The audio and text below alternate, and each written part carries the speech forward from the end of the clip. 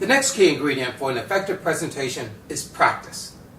Before you take the stage or stand before your audience, take the time to practice. Specifically, rehearse what you're planning to say the exact way you plan to say it. The key concept is that it's not enough to repeatedly read the materials in what will ultimately be a failed attempt at memorization. Trust me, when you're standing before a live audience and all eyes are upon you, any memory of what you've only read will disappear after the first paragraph. The process of effective presentation demands that you actually practice speaking the words, along with whatever gestures and movements may be appropriate. The key point is that rehearsing your presentation not only refines the content and the delivery, it also commits your presentation to multiple sections of your working memory. Practice your presentation the same way that an athlete practices his or her game. They don't read about shooting the ball or swinging the bat.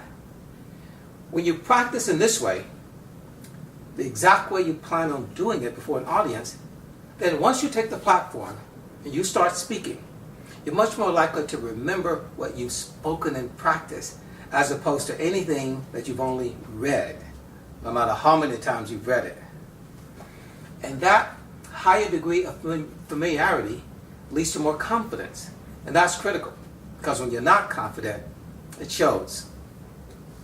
The final ingredient is vocal variety.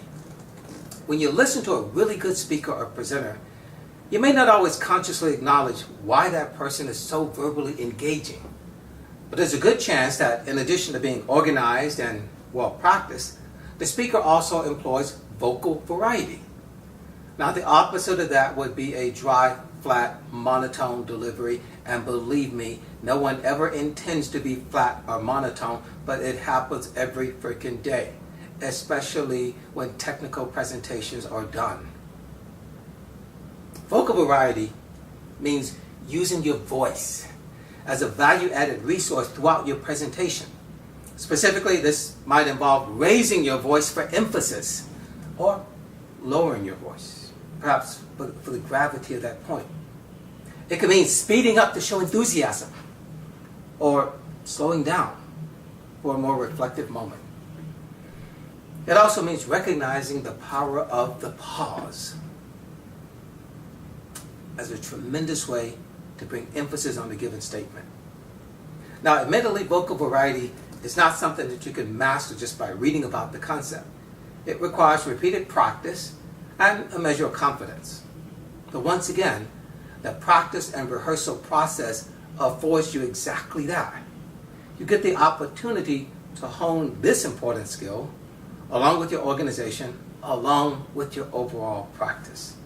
That's all for now. See you next time.